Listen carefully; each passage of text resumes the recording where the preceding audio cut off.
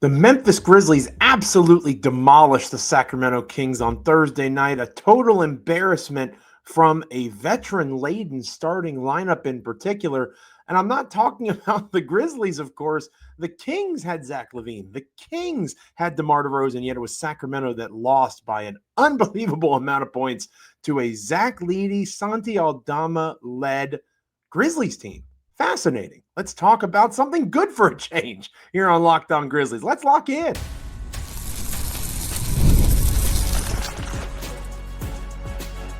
You are Locked On Grizzlies, your daily Memphis Grizzlies podcast, part of the Locked On Podcast Network, your team every day. It is Friday. Friday. You have got to get down on a Friday. Fun, fun, fun, fun. Looking forward to the weekend. It is I, Joe Mullinax, giving you the words of the wise philosopher Rebecca Black and giving you an opportunity to rejoice, even if you're checking out this episode of the show earlier than Friday, as we put it out almost immediately. In the aftermath of a Grizzlies victory, the sun is always a little bit brighter, the air a little bit sweeter. Breathe it in, drink it in, Grizzlies fans. Memphis is not the most embarrassing franchise in the NBA. I think that title might be held, unfortunately for our friends in Sacramento, by the Kings. I am your host for this edition of the show, Joe Mullinax. Thank you so much for being with me. And thank you, dear listener, dear viewer, for being part of making the Locked On Podcast Network the #1 sports podcast network out there. It is wonderful to be able to celebrate that. It's wonderful to be a part of that network here in our little corner of the internet we like to call Locked On Grizzlies. Whether you check us out on YouTube, Apple, Spotify, Amazon, Google, it is literally all good. Make sure you're liking, commenting, rating, reviewing, subscribing, and being part of our NBA and Memphis Grizzlies journey each and every time an episode drops. And again, if you're checking us out on Friday, shout out to Rebecca Black. If you're checking us out in the wake of the Grizzlies win, it's Friday Eve. We're almost there. We're this close to the weekend, ladies and gentlemen, and it's going to be a good one. At least it's going to be a good Friday because the Grizzlies found a way to win. And not only did they win, not only were they victorious, they demolished the Sacramento Kings. They embarrassed the Sacramento Kings. This is the kind of loss that the Grizzlies gave to the Kings that gets coaches fired. This is the kind of defeat at the hands of a Grizzlies team that did not have Ja Morant, that did not have Jaren Jackson Jr. Doug Christie, the head coach of the Sacramento Kings, obviously recording this as the game concludes, and maybe it happens in the aftermath. I'm not sure how he survives this one. To lose to this Memphis Grizzlies team, the way that the Kings were defeated, the offense was disjointed, the defense was non-existent. A Grizzlies team that was one game better than you in the standings going into the contest. This has got to be one of the most disappointing performances from the Sacramento Kings in a long time. And that's saying something. And again, I don't want to kick a man while he's down. I feel for our Sacramento friends. But the Grizzlies have been through some stuff recently too.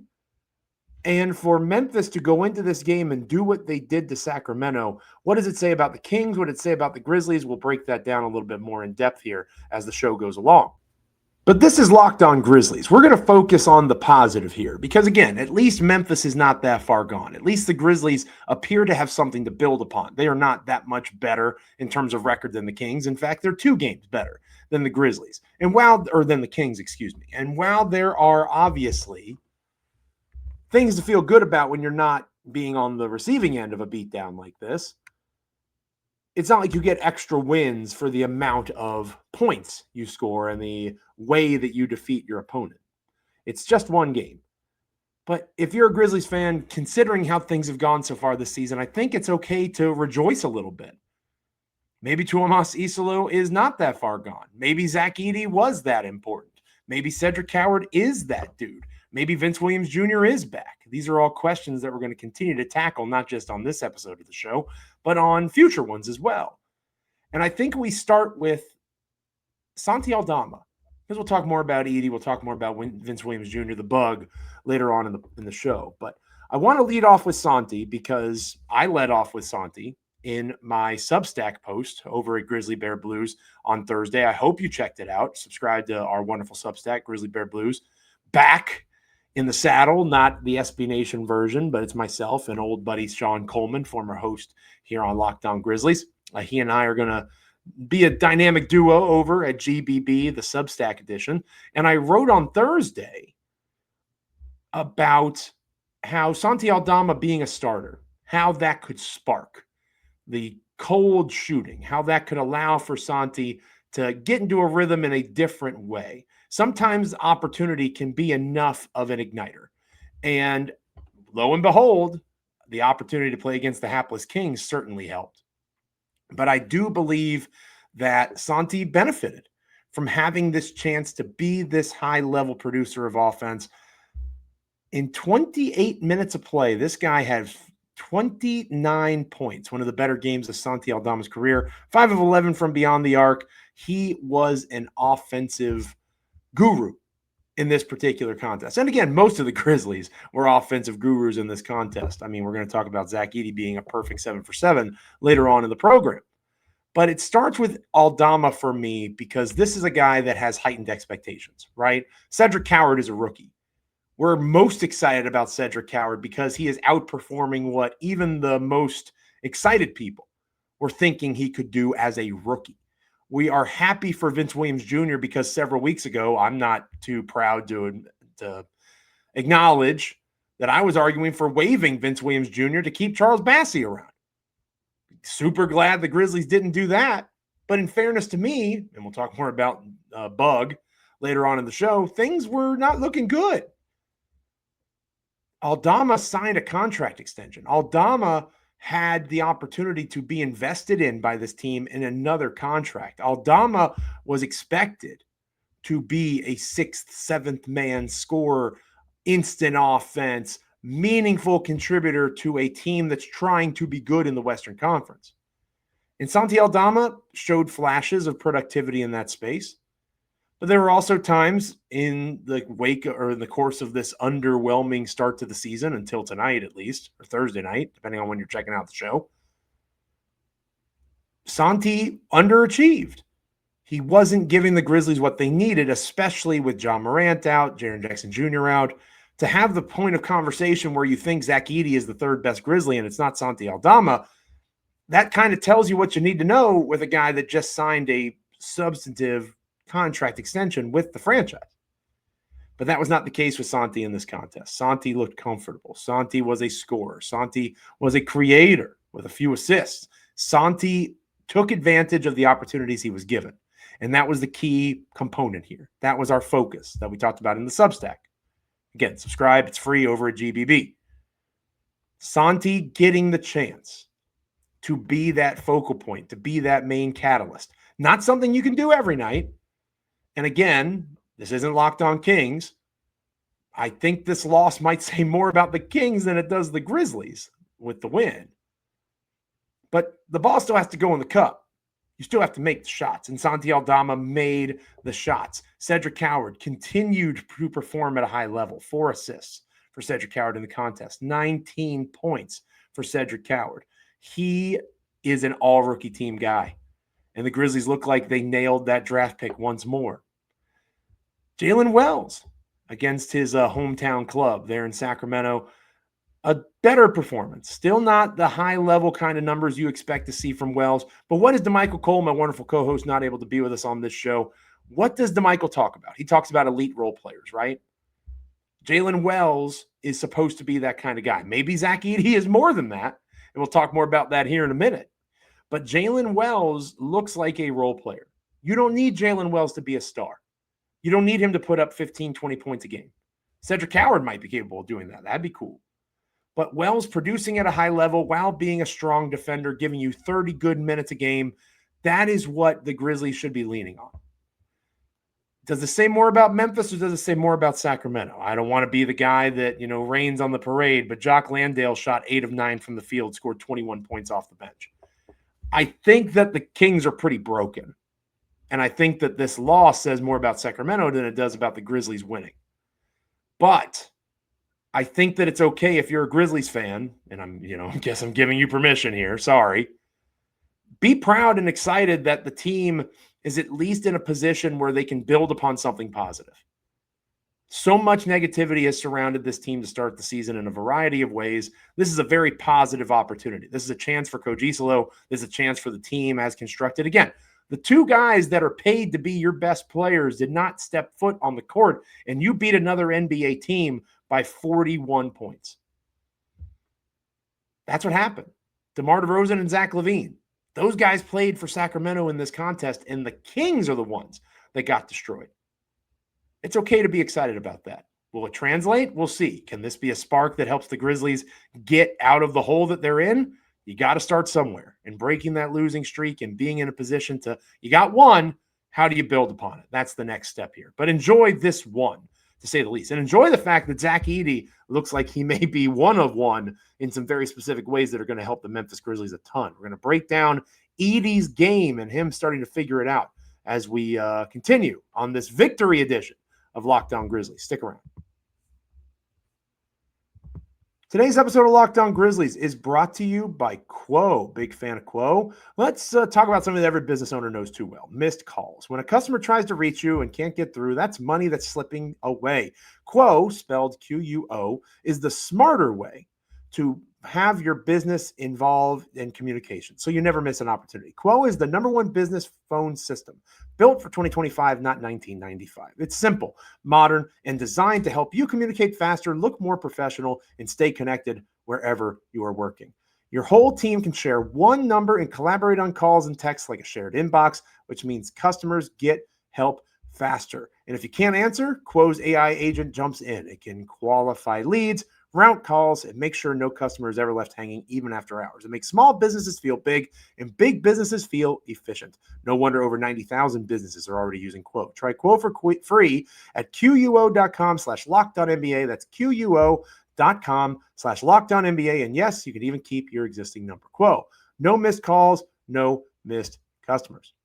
Today's episode of Locked On Grizzlies is also brought to you by DoorDash. The NBA season is heating up, especially in Memphis. Am I right? And DoorDash has found the perfect way to keep fans in their bag all season long. Whether you are watching for the highlights, your fantasy team, or just your favorite player, DoorDash makes every game night even better. DoorDash is the official on-demand delivery platform of the National Basketball Association, and they're celebrating with something called the Bag Drop. Every time an NBA player scores 50 points in a game, Santi Aldama was more than halfway there against the Kings, DoorDash drops 50% off your order with Dash Pass the next day, and you're automatically entered for a chance to win the ultimate bag. We're talking player-inspired drip, exclusive gear, and stuff that you'll actually want.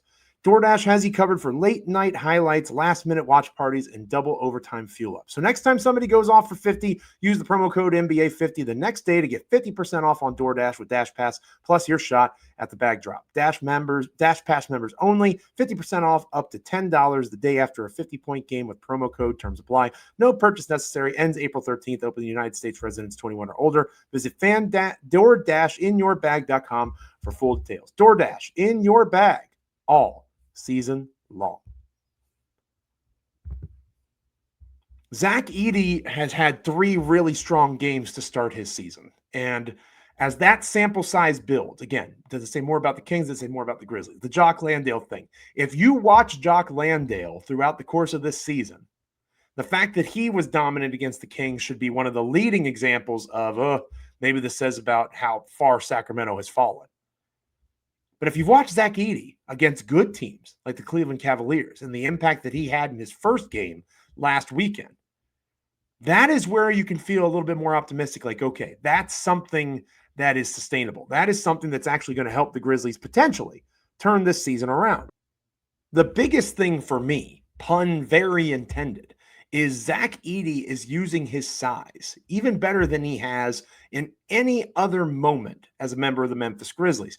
He is 7'4". He is 290 pounds. He has the advantage physically against just about everybody that he will play against at the National Basketball Association, not named Victor Wembanyama. He is one of the biggest players in the entire league. And there's times where he, last season as a rookie, didn't look like it. And I think the more and more that we watch Zach Edey, we see that that had to do with a lack of comfort. He was a rookie. Even though he played a lot of college basketball, played a lot at Purdue, we have to remember this is a guy that has only played basketball in an organized manner, a competitive manner, for about 8 seasons, right? You've probably heard the story at this point. Grew up playing hockey, came to basketball late in his athletic career, at least late compared to other kids. And he has found himself as an athlete more and more, going back to IMG Academy, then obviously at Purdue. And now with the Grizzlies, it's like he's having a eureka moment. He is understanding I can keep the ball above my head when I rebound, and the opposing team can do nothing to stop me in terms of scoring the ball on an offensive rebound. I can play on the block, or I can play in the dunker spot off of a screen, have my back to the basket, or finish at the rim, get a sky hook shot over. And it's just like in college, a vast majority of these guys can't defend me. Now, can teams be dominated to the way that the Grizzlies dominated Sacramento and Edey goes 7 for 7 from the floor? No, that's not going to be a consistent output. The same reason that Landale scored as many points as he did is the reason that Edey looked as good as he did. The Kings had nothing from Memphis in the paint. The bigs for the Grizzlies, Aldama, another great example. The bigs feasted on the Sacramento Kings front court. But as Landale has struggled at times, and again, I want to give Jock his due. He is as a reserve. This is a lot more along the lines of what you would hope to see him produce in terms of realistic contribution and what his role should be. But Zach Edey playing the way that he has for 3 straight games, it's not an accident. You have a larger sample size there now after the Kings game. Edey makes a major difference. And I wrote about it over at the GBB Substack. He provides space. There's multiple kinds of ways that you can get spacing in the NBA. 3-point shooting is the sexy way. 3-point shooting is the way that everybody strives for. You want that 3-and-D wing. You want that guard that can chuck shots, be a volume scorer, have the gravity that you're searching for to spread out the court and make people defend more of it. But you can also get there through really good screen setting. And whether Zach Edey is skilled as a screen setter, there is a skill to it.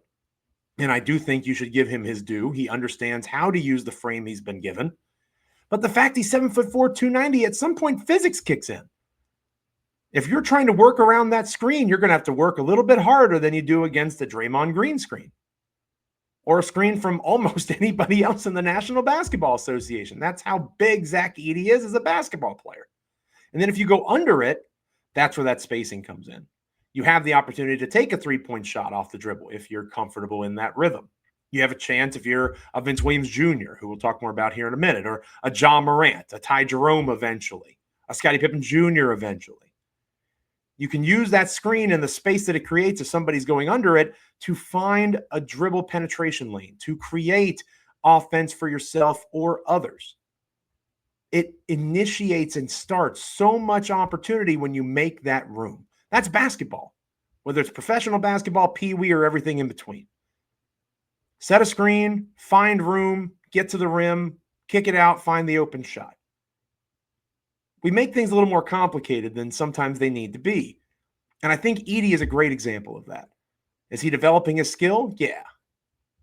Is he learning how to adjust to the size and the speed and the length and the athleticism of the NBA? Yeah. But I think the opposing team, just like Zach Kleiman said in his introductory presser for Edey after the draft pick, teams have to adjust to Zach Edey. A lot of talk has been made about what is Edey going to be able to do defensively. Well, he's going to be a rim protector and a lane-dominant player. We've seen that time and time again. Teams need that.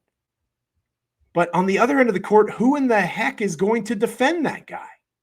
Who is going to be able to put themselves in a position where they are able to make that player uncomfortable? There's ways to do it. You blitz him, you double team, you force the ball out of his hands, you try to get him to bring the ball down, and you rip at it as a jump ball situation. Edey is not impervious to pain in terms of opposing defenses scheming for him. But that's the important part of the line. You're going to have to scheme for him. You're going to have to account for him. And let's assume that John Morant turns things around. We have a much larger sample size that John Morant's a good basketball player. Let's assume that Jaren Jackson Jr. comes back in and rediscovers some of that offensive efficiency that he had earlier in the year. Part of the reason that might happen, and it's crazy to say, is teams have to look at the Memphis Grizzlies now and say, how do we handle Zach Edey? Does that make Edey better than Jaren or Ja? No. Does that make Edey arguably the most impactful player on the team beyond those two? I think that's a fair thing to say at this point. Zach Edey has been that impressive in his first action of the NBA season. Do you agree with me on Zach Edey? Is he the most impactful Grizzly not named Jaren or Ja? Cedric Coward has had a heck of a start to the campaign, but again, we're talking about impact. I think Cedric Coward is absolutely an impactful player. His efficiency differential backs that up. But Zach Edey, in terms of his frame, the way that he's competing, they're neck and neck at the very least. How are you feeling about Edey? Hit me up on X at Joe Mullinax. Let me know in the comments. When we come back here on Locked On Grizzlies, going to close out this edition of the show talking about the bug, Vince Williams Jr., the guy I was trying to waive for Charles Bassey. Glad they didn't do that. Is he a point wing? Have they been using him wrong? Stick around here on Locked On Grizzlies. Today's episode of Locked On Grizzlies is brought to you by PrizePicks. You and I make decisions every day, but on PrizePicks, being right can get you paid. Don't miss any of the excitement of this sports season, whether you follow the NFL, the NBA, or both. There's no better time to jump in on the action. If you haven't tried it yet, PrizePicks is the simplest way to play. Just pick more or less on at least 2 player stats, and if you get them right, you win. It takes less than 60 seconds to make your lineup, and you can play anywhere PrizePicks operates, including California, Texas, and Georgia. PrizePicks is a blast. You can pick your favorite players, Cedric Coward, Patrick Mahomes. See how predictions play out. And the new stacks feature is a game changer. You can now pick more on a Cedric Coward 3-point make number and assists in the same lineup. Plus, if one of your players leaves early with an injury, the injury reboot saves your lineup from a loss. Download the PrizePicks app today and use the code LOCKEDONNBA to get $50 in lineups after you play your first $5 lineup. That's code LOCKEDONNBA for $50 in lineups after your first $5 lineup. PrizePicks, it's good to be right.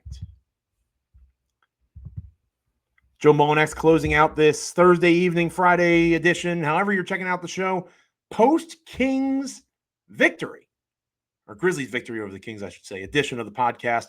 Very thankful to have you with me, Joe Mullinax, Locked On Grizzlies co-host.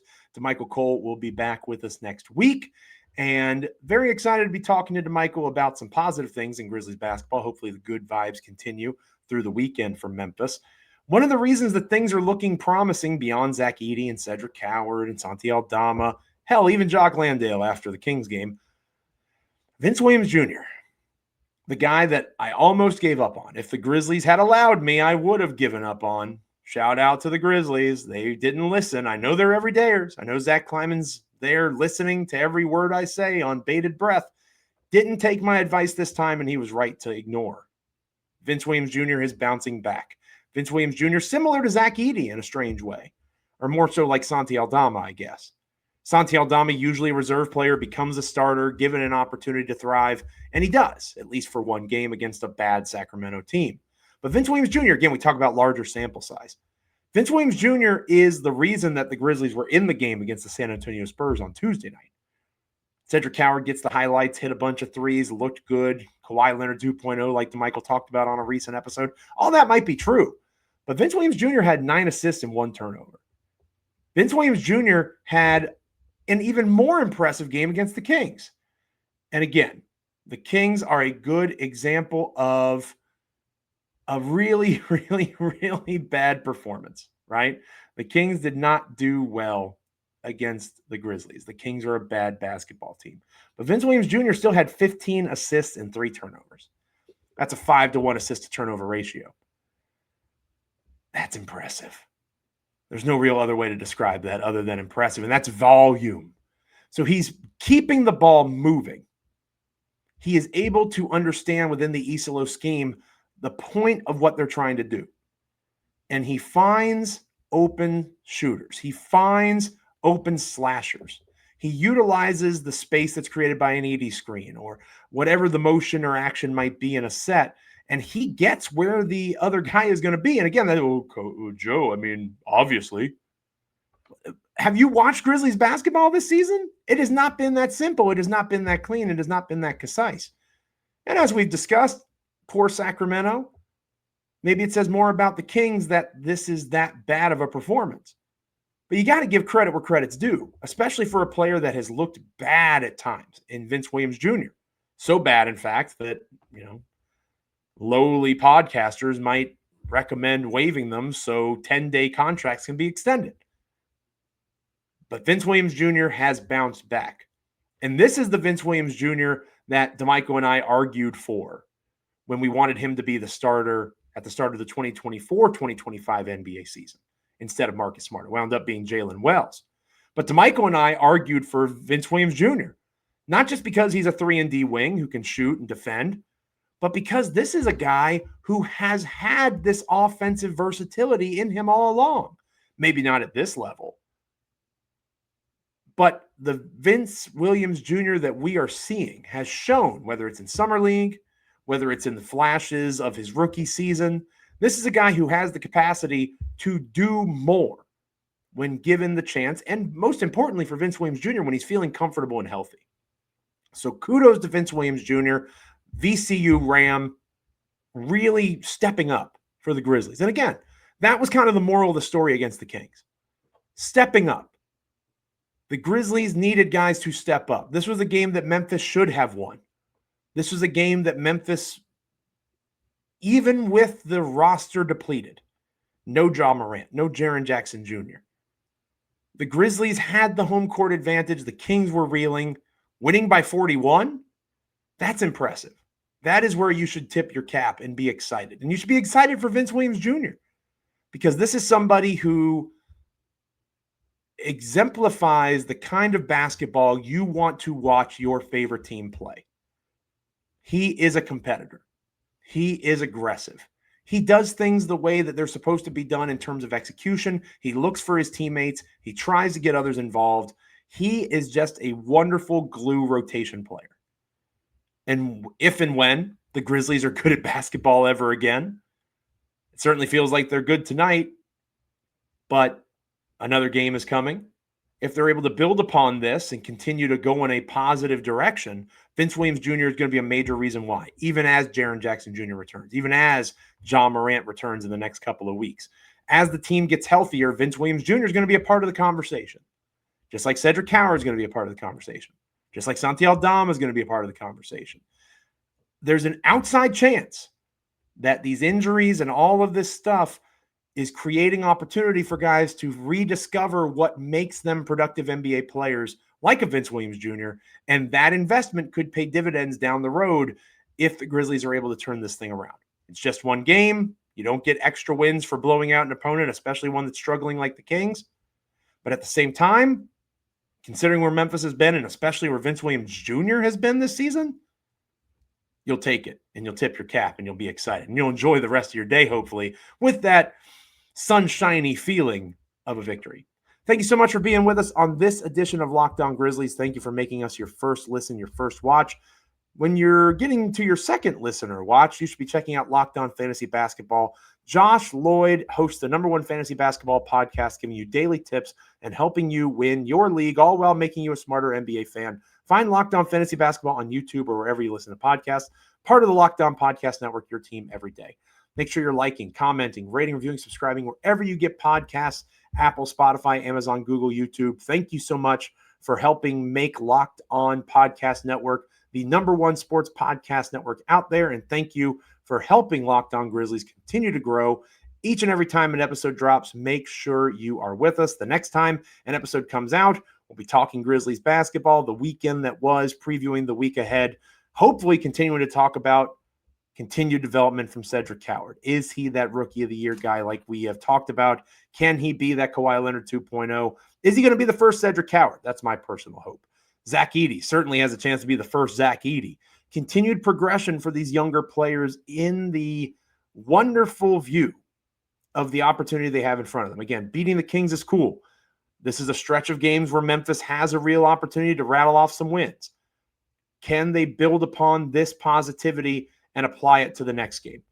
Because the next game, for those of you that don't know, is another opportunity for the Memphis Grizzlies to pick off a team that could very well be more broken than them, right? I mentioned that on X. Find a team that's more broken than you, right? The next time the Grizzlies play a basketball game, they play the Dallas Mavericks, a team that could be more broken than the Memphis Grizzlies. That could be another win.